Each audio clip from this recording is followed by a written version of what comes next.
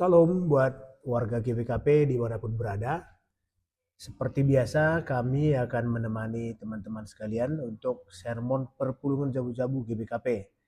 Saya Pendeta Sinar Hagantabarus, juga Nora, Saya Pendeta Novi Kapinem.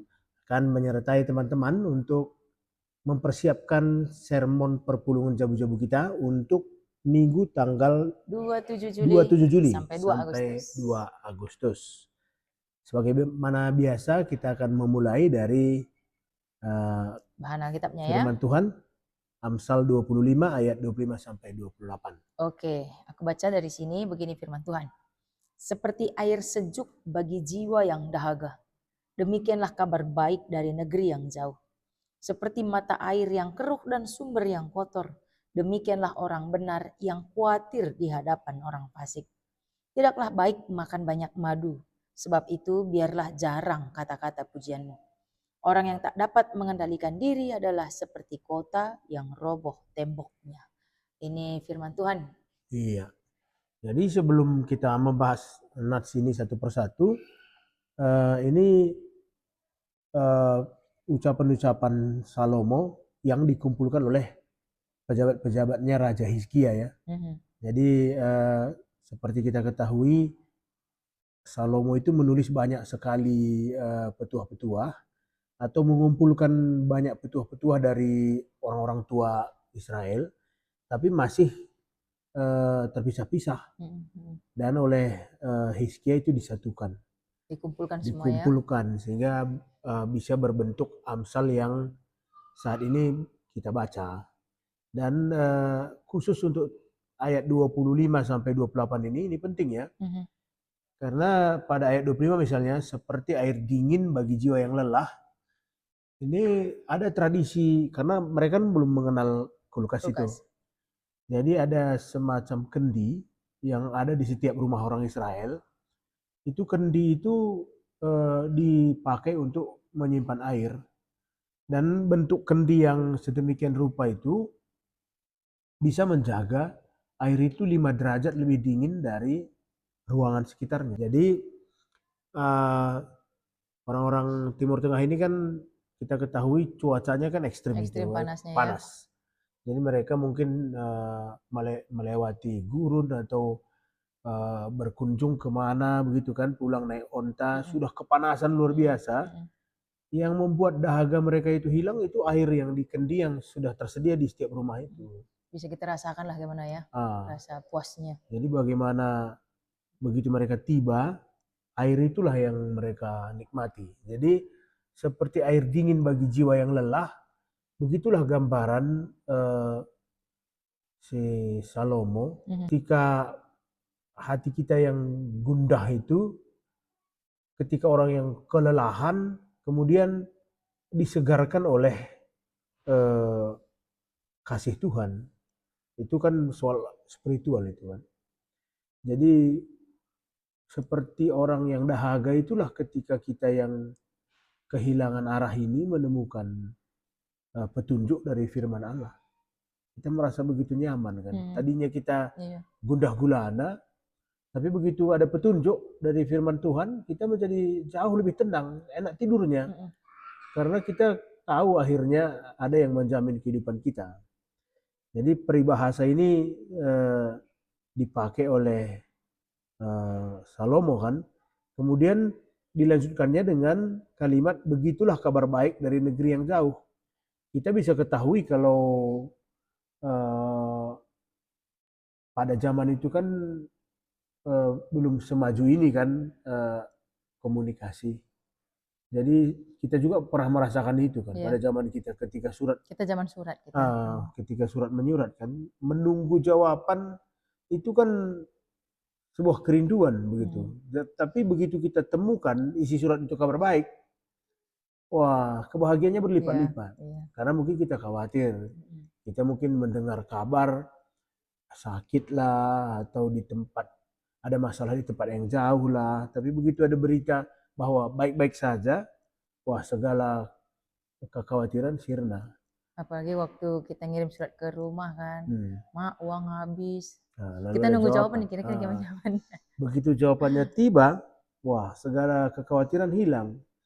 Jadi itulah yang digambarkan eh, Kabar baik dari negeri yang jauh itu ya. itulah digambarkan tentang orang yang menunggu, artinya mencari jawaban dari firman Allah. Mm-mm. Jadi dia merasakan kedamaian yang luar biasa. Itulah yang disebut kabar baik kan? Iya, Kabar baik, kabar sukacita kan? Evangelion ya kan. Injil itu kan kabar Kabar sukacita. sukacita. Jadi kita yang mendengarkan, kita membaca Injil atau mencari jawaban dari Injil yang tadinya gundah menjadi penuh Iya. sukacita. Sama saat kita lagi galau berjamaah ini yang mau mutasi ini. Saat Ya, kita galau berjamaah. 350 pendeta ya. Iya. Kembali nyanyi lagu rohani itu juga menyejukkan Iya. hati yang gundah gulana. Kayak Tuhan Engkau ajaib bagiku. Iya. Gitu loh. Ada rasa nyaman saat menyanyikannya. Karena firman Tuhan selalu mengandung pengajaran ya. Pengajaran, kesejukan, Mengandung ketenangan. berita juga. Iya, betul. Ada berita seperti kita menunggu kabar ini tadi kan. Ada berita kalau Tuhan mau bilang, aku menjamin hidupmu begitu kan. Itu kan berita yang kita tunggu-tunggu. Iya, ini kayak bahan khotbah kita kemarin nih. Ini sedang gimana ya? Sedang latihan iman lagi untuk para pendeta ini. Mau tetap menanti dengan kepercayaan dari Tuhan atau bagaimana ya kan? Apalagi tema kita ini kan. Ngasuh menguasai diri. Karena kadang-kadang kalau nggak ada petunjuk, agak sulit juga kita menguasai diri kita kan. Tapi firman Allah penuh dengan petunjuk itu. Kemudian kalau kita lanjutkan ke ayat 26, orang benar yang goyah di hadapan orang fasik adalah seperti mata air yang keruh dan sumur yang tercemar. Jadi sebagai orang benar juga ada saatnya tersandung juga kan, ada saatnya juga tersandung. Ada saatnya orang benar itu goyah. Hal yang menyedihkan kalau itu terjadi di hadapan orang-orang fasik. Orang-orang fasik ini kan orang-orang yang menolak ajaran Allah itu. Jadi seperti kita lah pendeta ini umpamanya, ya kan? Aku pernah mengalami itu. Mungkin di mata jemaat pendeta itu kan orang yang benar dan memang seharusnya demikian. Tapi pada saat orang yang kita kasihi itu meninggal, pergi meninggalkan kita, lalu kita menangis sejadi-jadinya, ada yang terganggu juga. Iya. Ada yang terganggu. Artinya pendeta kan panutan kami. Ketika orang tua pendeta meninggal dan pendeta kelihatan terpukul, itu kan gangguan bagi kami. Kalau pendeta pun selama ini menguatkan kami, kok pendeta nggak kuat gitu ya? Kuat. Kalau pendeta sendiri menangis, terus bagaimana kami gitu? Jadi bukan kita nggak kuat. Ini kan bukan masalah kalau orang benar itu nggak boleh lagi menangis. Ya Tuhan Yesus saja menangis saat Lazarus mati ya. Iya, orang benar itu kalau orang lain 3 bulan baru selesai berdukanya, kita 3 hari. Ya. Tapi berduka itu tetap berduka. Ya. Apa yang nggak berduka kalau orang tuanya pergi? Orang bergumul dengan permasalahan kehidupannya 3 tahun, kita 3 minggu. Kita lebih cepat menyelesaikannya, walaupun tetap berduka. Tetap merasakan terluka kita gitu. Tapi kalau kita nggak merasakan terluka, gimana kita menguatkan orang ya kan? Bagaimana kita menguatkan orang? Hanya masalah kecil itu gitu kan orang. Ini gimana sih ini? Hanya masalahnya kan orang fasik ini. Artinya memang ada orang yang mencari-cari, artinya dia kan orang yang nggak sependapat dengan ajaran Tuhan, gitu kan? Iya. Jadi dia mencari-cari kapan orang-orang benar itu jatuh, gitu. Jadi, ini fasik itu ya, arti fasik ya, orang yang tak mengenal Allah, yang menolak hikmat Allah atau menolak ajaran-ajaran Allah. Saat orang yang menjalankan perintah Allah jatuh, nah di situ kesempatan dia masuk. Jadi kalau malah ajaranmu itu ini itu gitu ya kan. Kalau diantara misalnya kan kita sama-sama pelayan Tuhan ini, ada satu orang yang kehilangan teman hidupnya umpamanya. Dia menangis sejadi-jadinya di hadapan kita yang sama-sama pelayan Tuhan, kita bisa menerima. Iya. Jadi kita menguatkan dia juga, gak akan menghakimi kan. Tapi ketika dia yang sedang dicari-cari orang fasik ini kesalahannya, lalu kemudian down pada saat ada bencana dalam keluarganya, wah ini kesempatan ini, ini orang yang katanya benar ini, yang selalu berkhotbah ini, sekarang hancur juga gitu. Jadi mereka menunggu itu sebenarnya. Sebagai apa ya? Masalah sepele aja sih. Pas lagi jalan di Iya. bawah di bawah langit tiba-tiba hujan. Nah, pendeta lari kan. Pendeta aja takut sama hujan. Ya, Masa pendeta lari? ya, kira-kira begitu. Jadi kalau dicari-cari, ya pasti ketemu lah. Namanya dicari-cari. Tapi bisa kita lihat ya, kalau di kisah-kisah di Alkitab betapa nabi-nabi Tuhan, rasul-rasulnya juga mengalami saat-saat di mana mereka jatuh. Misalnya Abraham kan karena takutnya dia Sarah itu Takutnya dibunuh ya. takutnya dia dengan kematian kan. Jadi akhirnya dia mengakui Sarah itu bukan istrinya, tapi saudarinya, sehingga Raja Abimelek kemudian marah besar kan. Nah, ini kan contoh-contoh orang benar yang akhirnya memilih menjadi pengecut juga. Atau Daud misalnya, dia sudah jelas-jelas merencanakan kejahatan kepada panglimanya sendiri, tapi kan berpura-puralah dia sebagai penolong ketika janda dari panglimanya itu datang, dia menerimanya, malah siasatnya itu mengangkat dia menjadi pahlawan sekarang. Seolah-olah dia menampung istri prajuritnya yang sudah menjanda gitu kira-kira. Atau banyak contoh yang lain kan, misalnya si Samson kan yang kuat kemudian hancur hanya karena jatuh di tangan seorang wanita yang tidak beriman, ya kan? Jadi banyak contoh sebenarnya. Kenapa Alkitab mengizinkan kita membaca kisah-kisah itu? Mestinya kan itu jadi pelajaran juga bagi kita bahwa ada saat-saat tertentu kita sebagai orang benar ini juga mengalami masa-masa sulit. Dan ya ketika kita nggak beruntung, ya masa sulit itu terjadi di hadapan orang-orang yang mengenal Tuhan kan, sehingga mereka memanfaatkan musibah kita itu sebagai alatnya mengajak orang meninggalkan gereja. Bisa saja itu kan banyak juga misalnya begini kan, pendeta yang kehilangan teman hidupnya, pendeta yang kehilangan anak-anaknya, ya kan, apa dia nggak bisa bersedih? Atau usahanya hancur, rumahnya terbakar, kan banyak, ya kan? Nah, ini contohnya. Jadi selanjutnya bagaikan mata air. Hanya kalau orang yang benar tadi, janganlah dia kiranya menjadi keruh. Kan ya, begitu seperti ini. mata air yang keruh ya, sumur yang tercemar. Jangan kita menjadi keruh gitu kan. Kayak Engkam bilang, kalau kita nanti berduka 3 bulan, yang lain 3 tahun. Setidaknya kita tidak menjadi 30 tahun. Gitu loh. Malah Sehingga kita nggak seperti orang umum pun enggak ya kan, lebih kuat orang umum gitu ya, orang awam. Jadi kita nggak menggunakan kabar baik tadi untuk mengobati jiwa kita yang sedang dahaga atau lelah kan. Boleh khawatir tapi jangan sampai keruh. Gini kayaknya ini. Karena sumur yang sudah tercemar, sudah keruh itu nggak akan dikunjungi siapapun lagi kan begitu kan. Iya, karena air yang keruh dari sumber dan sumber yang kotor, berarti kita yang bikinlah kita yang percaya kepada Injil tadi, ternyata kita dikeruhkan oleh orang-orang yang tidak mengenal Allah. Dan terakhir kita yang jadi iya ya betul yang gue bilang ya gitu. Jadi kita ninggalkan iman kita kan, jadi keruh kita. Itu yang dijelaskan di ayat 26 ya. Kemudian ayat 27, tidak baik makan banyak madu. Ya.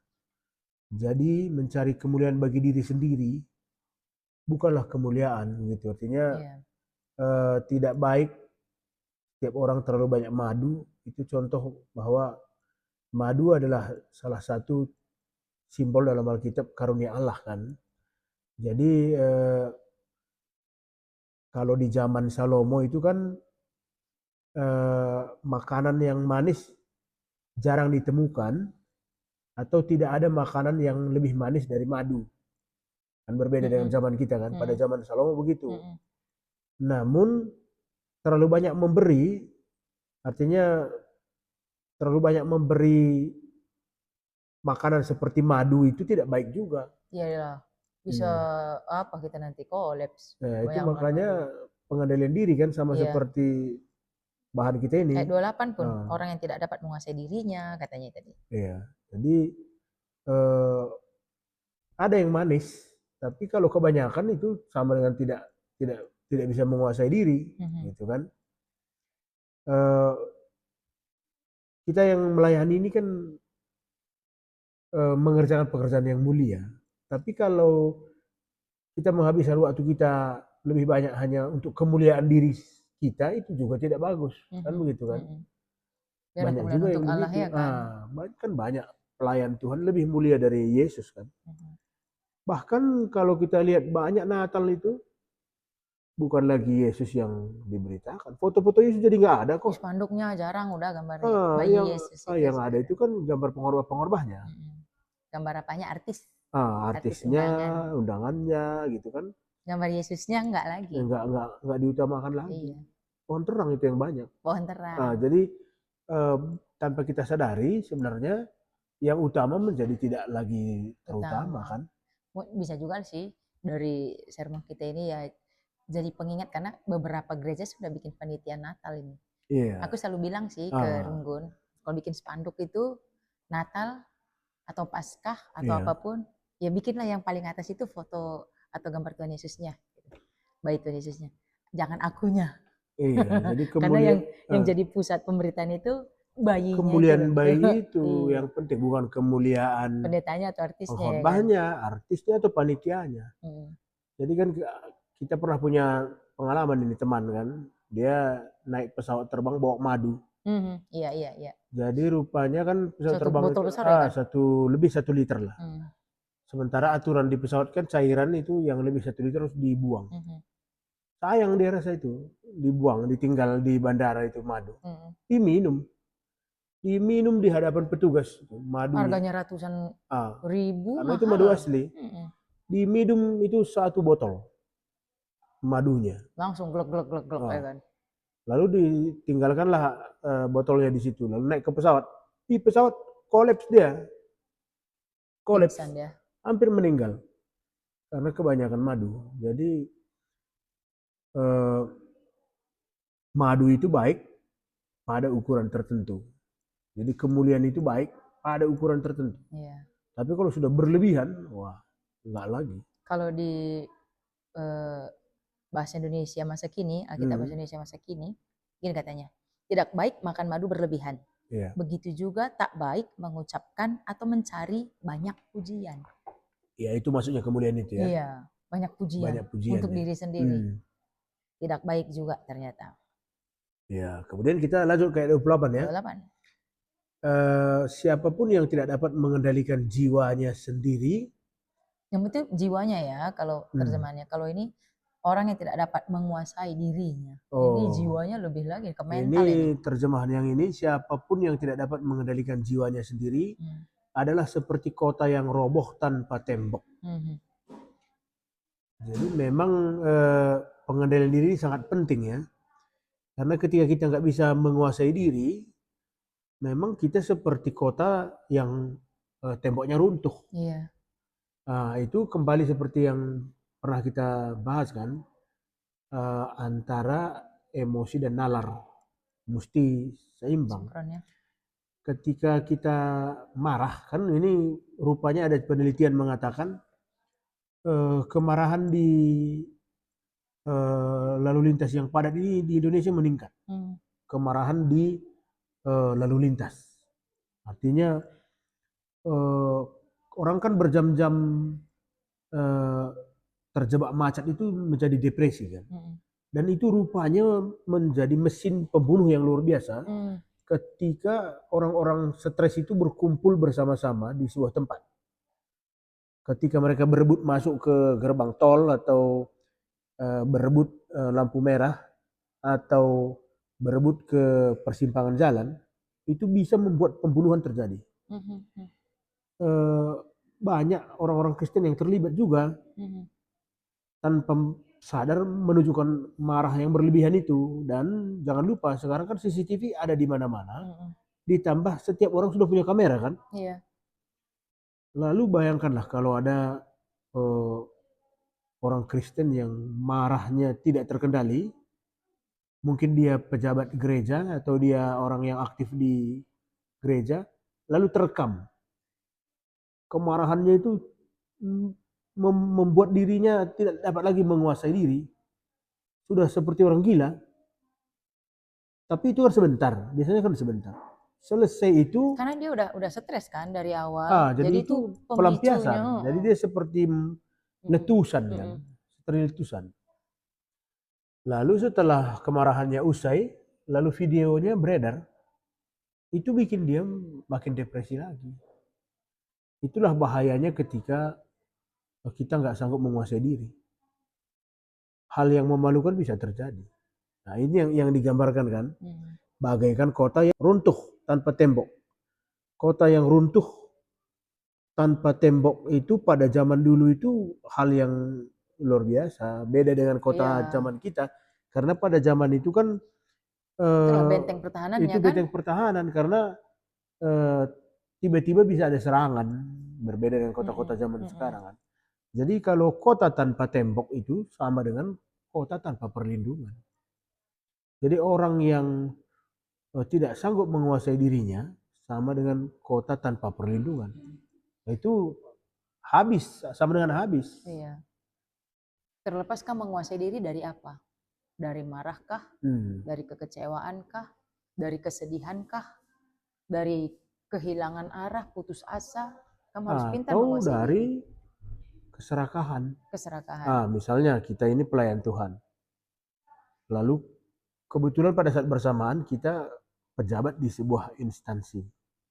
Lalu ada kesempatan untuk mencuri. Lalu kita memanfaatkannya dengan baik kan. Lalu kemudian itu kan sudah emosi. Karena nafsu keserakahan tadi emosi kan. Tidak menggunakan nalar lagi. Artinya kalau ada nalar kan, kalau ini tertangkap bagaimana? Jadi ini sudah nggak sanggup menguasai diri kan. Lalu kemudian terekspos lah. Siapa yang malu? Bukan hanya pribadi yang melakukan itu yang malu, tapi runggun gereja juga malu. Keluarga kecil, keluarga besar, runggun semuanya. Jadi ini luar biasa ya kalau kita membahas tentang ketidakmampuan mengendalikan diri. Iya, tapi aku menariknya kalau semua masalah ini bagaimana cara kita menguasai diri, kembali kayak 25. Cari air sejuk tadi. Ya kembali ke air. Karena orang jiwa yang lelah ya. Iya, kan udah lelah kita ini. Kita lelah menghadapi kematian, sakit penyakit gak sembuh-sembuh, udah penyakit gak sembuh-sembuh, utang bertambah, gimana ngelunasinnya. Gimana ngelunasinnya lagi kalau musim panas seperti ini, hujan tak datang-datang di daerah Sumatera kan. Bagaimana lagi kita bisa menanam, uang dari mana lagi masuk. Udah bingung, sudah nggak tahu lagi jalan keluar. Kalau nggak sanggup kita menguasai diri, mungkin kita akan bunuh diri, banyak kan seperti itu. Yang baru-baru ini kan agak miris kita ya, suami istri yang setelah dia menghabisi istrinya, kemudian dia membunuh dirinya sendiri. Itu kan bagian dari ketidakmampuan menguasai emosi. Padahal pasti itu dipicu oleh mungkin dia sudah lelah begitu, artinya kan dia sudah lelah mungkin berhari-hari kan. Sudah lelah seperti ayat 25 tadi kan. Yang dia butuhkan jiwanya membutuhkan air dingin. Ketika dia tidak mendapatkan itu, kemudian dia berubah menjadi kemarahan. Kemarahannya yang meluap. Setelah dia menghabisi pasangannya, mungkin nalarnya berpikir itu, itu kan artinya apa yang aku lakukan? Apa yang dia lakukan? Dia nggak sanggup lagi menerima kemungkinan yang akan terjadi. Mungkin kalimat dari anak-anaknya ke dia nanti, sehingga sekali lagi dia nggak sanggup mengendalikan diri yang kedua kali. Disitulah dia membunuh dirinya. Iya, jadi kalau di ayat 25, biar baik dulu aku ke terjemahan biasa ya, seperti air sejuk bagi jiwa yang dahaga. Kita waktu kecil ini, akulah dulu ya, waktu kecil itu nggak kayak anak sekarang. Aku waktu kecil itu nggak ada handphone, jadi main terus, lari ke sana, lari terus. Sampai ke rumah itu buka kulkas, minum. Ah, Air di botol, air dingin itu, gluk, gluk, gluk, gluk, gluk. Wah, puas. Setelah kosong, lari lagi, lari lagi. Jadi waktu kecil kita, setelah tubuh lelah, kepanasan, ini tujuan ini tahu loh, cari air dingin. Kenapa nggak cari air panas? iya, iya. Karena langsung tahu, cari air dingin. Jadi saat kita sudah mengalami begitu banyak masalah yang membuat kita panas, membuat kita penat, lelah, kenapa kita nggak cari Yesus yang adalah Mendinginkan sumber kemarahan kita kedinginan? ya. Iya, sumber kesejukan itu gitu. Tapi kenapa kita membiarkan diri kita dikuasai oleh amarah? Mungkin ini juga jadi Ya. kembali menjadi penguat lah untuk kita semua yang mengikuti PJJ ini. Kalau kamu merasa dahaga, kamu merasa lelah, tahu kan kemana larinya? Bukan ke flyover untuk lompat, enggak. Iya. Tahu kan larinya kemana? Cari Tuhan Yesus. Gitu. Baik, kita masuk ke ini ya, diskusi. Oke, aku baca ya. Berikutkan pengalaman tas skala-skala. Kai-kai saja ngesir bahanca maka megati kita lah ngasup menguasai dirinta. Durikanlah. Banyak hal ya. Banyak hal ini. Konflik. Artinya hal-hal yang Sirwan celah ngasup kita menguasai diri. ya artinya. Jadi ketika nalar dibaca oleh emosi, berpikir logis itu tidak ada lagi. Kan orang yang marah sambil mengejar atau memukul itu kan karena emosinya itu nalarnya itu sudah dikendalikan oleh emosinya kan. Artinya dia nggak bisa lagi berpikir seimbang. Setelah selesai itu biasanya baru dia menyadari yang dia lakukan itu memalukan. Setelah selesai ya. Setelah selesai. Setelah emosi mereda, nalar berjalan. Waduh. Ya. Makanya penyesalan itu biasanya yang datang bisa belakangan. Nggak jawabannya? Kai-kai saja nggak sih Banca maka megati kita lah ngasup kuasa derita. Selain nalar dibajak oleh emosi, dengan arti lain emosi kita sangat tinggi, ya kan? Emosi sangat tinggi, tidak ada pelampiasan, sudah menumpuk. Dan yang kedua karena kebodohan. Ketika nalar ini nggak berfungsi, tumpul ya bodoh memang. Nggak ada logika ya kan? Logika nggak main. Misalnya ini kan ada kejadian itu. Karena tingginya angka pencurian di sebuah wilayah, jadi semua bapak itu lebih waspada. Lalu suatu ketika anaknya yang kuliah di tempat jauh itu pulang. Lalu karena banyak siaran-siaran prank-prank begitu, si anak ini mau bikin prank, memberi kejutan ke orang tuanya. Jadi mengendap-endaplah dia ke rumah malam hari. Si bapak ini hatinya sudah dipenuhi kebencian karena maraknya pencurian. Melihat ada bayangan orang mengendap-endap, dia mempersiapkan senapangnya. Nalarnya itu dikuasai oleh kemarahannya.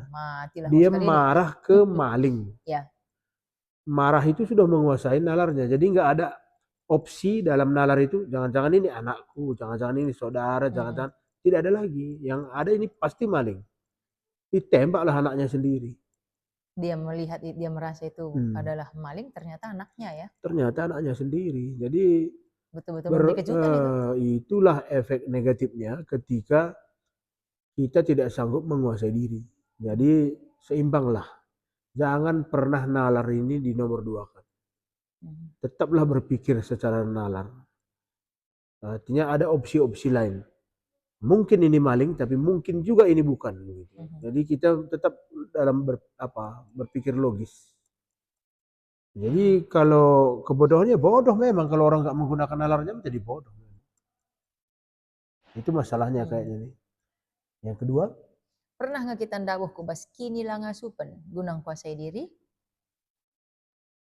Ya pasti pernah ya. Adina pernah. Ise sinampatisa maka banci pula arah kini lah ngasupen rasuga carana. Tahapan-tahapan nah, turikan pengalaman. Ya ini pasti pengalaman masing-masing berbeda ya.